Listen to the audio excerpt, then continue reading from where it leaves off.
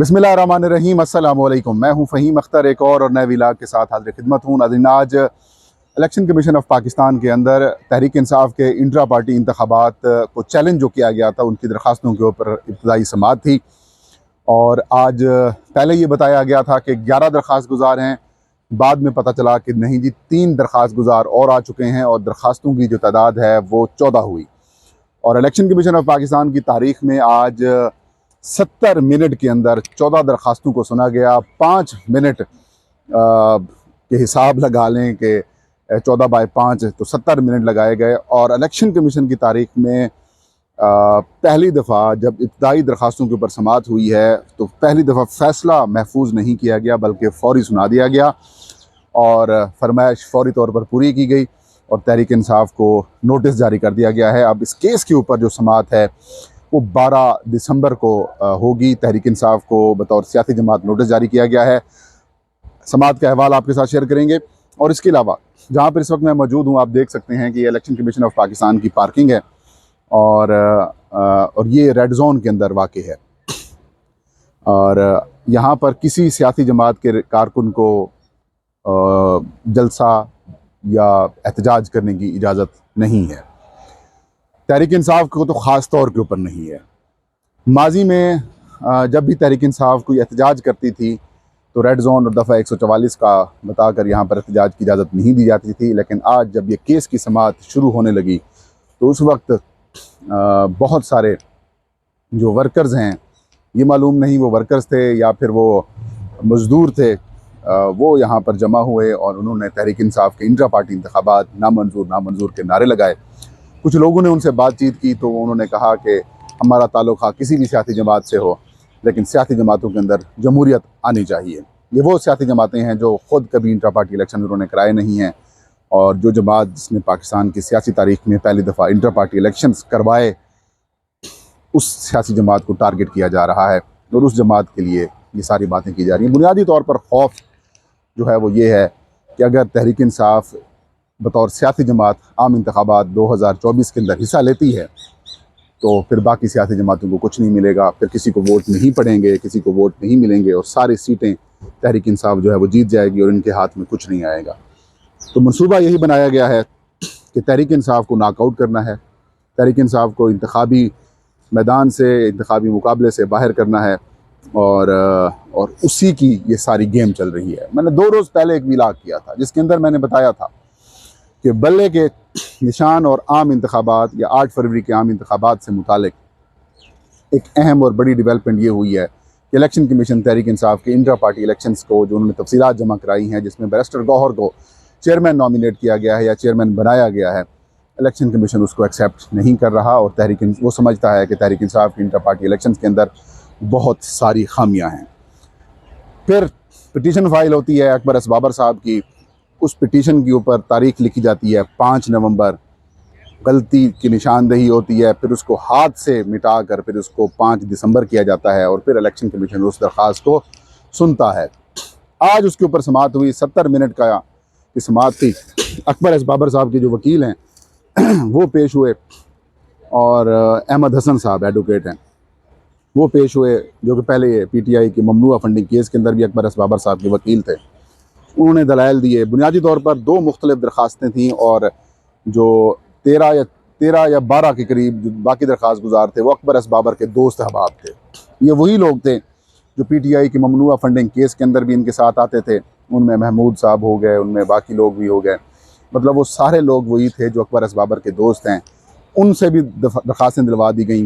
वो इसलिए दरख्वास्तें दिलवाई गई कि कहीं अगर तहरीक इंसाफ आकर अकबर एस बाबर को चैलेंज करती है कि वो तो पार्टी का हिस्सा ही नहीं है, तो प्लान B के तौर पर बाकी जो दरख्वास्तें मौजूद हैं वो तो होंगी, तो वो टेकअप हो जाएंगी। तो यूँ ये कहानी की गई। अहमद हसन साहब ने अपने दलाइल के अंदर ये बताया कि जो तहरीक इंसाफ के इंटर पार्टी इलेक्शंस थे वो गैर कानूनी थे, वो PTI के आइन के मुताबिक नहीं थे, इलेक्शंस एक्ट के मुताबिक भी नहीं थे और जो एक डमी इलेक्शंस कराकर जो है वो एक बंदे को बिठाकर जो चेयरमैन बना दिया गया है, इनको कलअदम करार दें। और अपनी मॉनिटरिंग के अंदर इलेक्शन कमीशन से उन्होंने इस्तदा की कि इंतखाबात करवाएं ताकि पार्टी के अंदर जमहूरियत आ सके। इलेक्शन कमीशन के मेंबरान की जानिब से सवालात किए गए कि क्या जो आप तरीक़ाकार बता रहे हैं कि आप जब उधर गए हैं सेंट्रल सेक्रेटेरिएट में, जिसकी वीडियो भी उन्होंने पेश की और वो चलाई 5 मिनट की वो वीडियो चलाई गई, क्या ये जो तरीक़ाकार आप बता रहे हैं क्या PTI के आइन के अंदर ऐसा कुछ मौजूद है? तो जवाब दिया अहमद हसन साहब ने, जो अकबर एस बाबर के वकील हैं, उन्होंने कहा कि नहीं, ऐसा तरीक़ाकार उसके अंदर मेंशन नहीं है। फिर इलेक्शन कमीशन के मेंबर ने कहा कि जब तरीक़ाकार मौजूद नहीं है तो फिर हम किस बेस के ऊपर जो है वो कार्रवाई करें। तो उन्होंने कहा कि अगर पार्टी के आइन के अंदर कोई तरीक़ाकार वज़ा नहीं है तो जो जनरल लॉ नाफिज़ुल अमल है, यानी कि जो इलेक्शंस एक्ट नाफिज़ुल अमल है, फिर उसके तहत इलेक्शन होने चाहिए। फिर उन्होंने कहा, चीफ इलेक्शन कमिश्नर ने फिर उनसे सवाल किया कि क्या आपने कहा कि आपको कागजात नामजदगी नहीं दिए गए, आपको वोटर लिस्ट फराहम नहीं की गई, आपको कोई और जगह नहीं दी गई, बताया नहीं गया, कमेटी आप कह रहे नहीं है, तो फिर आपने कोई तहरीरी तौर पर दरख्वास्त तहरीक इंसाफ को जमा कराई? तो उन्होंने कहा कि तहरीरी तौर के ऊपर भी हमने दरख्वास्त जमा नहीं कराई, लेकिन आप ब्रॉडरली आप अगर इस चीज़ को देखें तो आप इसके ऊपर कार्रवाई कर सकते हैं ताकि पार्टियों के अंदर जो है वो जमहूरियत आ सके। उसके बाद इलेक्शन कमीशन ऑफ पाकिस्तान के मेंबरान की जानिब मेंबरान को और पूरे कमरा हाल में जब वो वीडियो पेश की गई तो member Khyber Pakhtunkhwa justice retired Ikramullah Khan ने ये कहा कि जो वीडियो आप पेश कर रहे हैं वो कानून शहादत के तौर पर हम इसको एक्सेप्ट नहीं कर सकते। फिर इलेक्शन कमीशन के मेंबर ने यह भी कहा कि और जिन मुलाजमीन का आप दिखा रहे हैं उनको भी हम बतौर सबूत नहीं दे सकते। तो अकबर एस बाबर के वकील ने फरमाया कि इलेक्शन कमीशन माजी में वीडियोस को बतौर शवाहिद एक्सेप्ट कर चुकी है, कंटेम्प्ट केसेस में आप ऐसा कर चुके हैं, और जिस मोबाइल कैमरे से ये वीडियो रिकॉर्ड की गई है वो कैमरा भी हम फ्रांजे के लिए आपको पेश कर सकते हैं और तमाम बयान हल्फी भी देने के लिए तैयार हैं। फिर एक और दरख्वास्त गुजार आए, उन्होंने कहा कि PTI के जो इंट्रा पार्टी इलेक्शन हैं उनको कलअदम करार दें और दोबारा इंतखाबात कराएँ। तो फिर मेंबर खैबर पख्तूनख्वा की जानिब से कहा गया कि आप दोबारा इंतखाबात को भूल जाएँ, हमने एक मौका फराहम कर दिया था, अब वो मौके के ऊपर इलेक्शंस अगर नहीं हुए तो फिर हम देखेंगे कि इसके असरात क्या हैं, इसके कॉन्सिक्वेंसेस क्या हैं, वो फिर सेक्शन 215 के अंदर मौजूद हैं, फिर वो नाफिज लागू होगा। सेक्शन 215 का मकसद क्या है?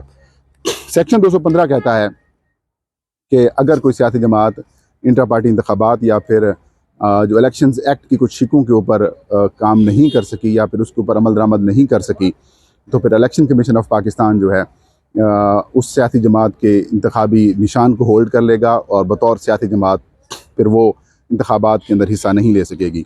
जब इलेक्शन कमीशन ने 23 नवंबर को फ़ैसला भी सुनाया था तो उसके अंदर भी इलेक्शन कमीशन ने यह वाज़ेह तौर पर लिखा था कि अगर तहरीक इंसाफ 20 रोज़ के अंदर इंट्रा पार्टी इंतखाबात कराने में नाकाम हुई तो फिर इलेक्शन कमीशन उनका इंतखाबी निशान वापस ले लेगी, उसको डीलिस्ट कर देगी और वो PTI फिर आम इंतखाबात के अंदर हिस्सा नहीं ले सकेगी।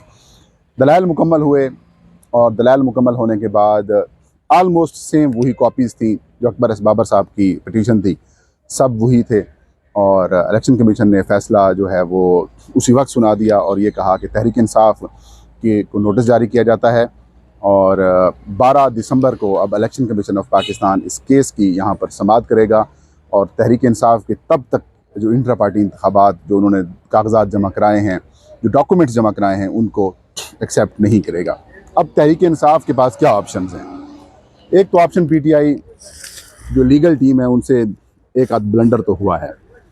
एक ब्लंडर ये हुआ है कि जब इलेक्शन कमीशन ने 23 नवंबर को फ़ैसला सुनाया था और उनकी इंटर पार्टी इंतखाबात को तस्लीम नहीं किया था और दोबारा इंतखाबात कराने का जो हुक्म दिया था, PTI के जो अभी मौजूदा चेयरमैन है बैरिस्टर गौहर ख़ान, उन्होंने ये ऐलान किया था यहाँ पर बाहर गुफ्तगू करते हुए कि हम इन इंतखाबात को चैलेंज करेंगे हाई कोर्ट्स के अंदर और इसके ऊपर मुशावरत करेंगे।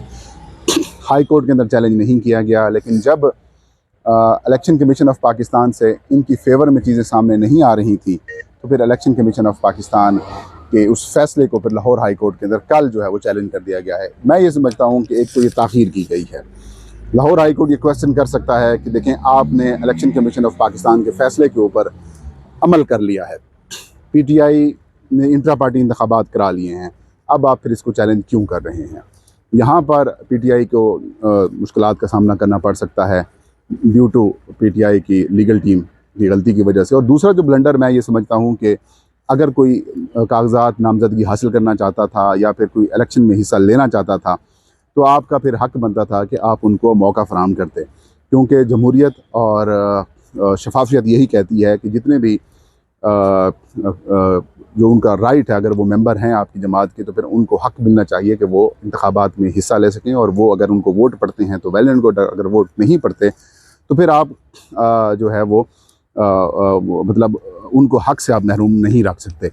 अगर अकबर एस बाबर या फिर कोई और शख्स इंट्रा पार्टी इंतखाबात कॉन्टेस्ट करना चाहते थे तो फिर तहरीक इंसाफ को चाहिए था कि उनको नॉमिनेशन पेपर्स देते, बाद में बेशक रिजेक्ट कर लेते हैं। हालांकि लीगल टीम के अंदर बड़े कानूनी दिमाग मौजूद हैं, वो कर सकते थे, लेकिन उन्होंने ऐसा नहीं किया।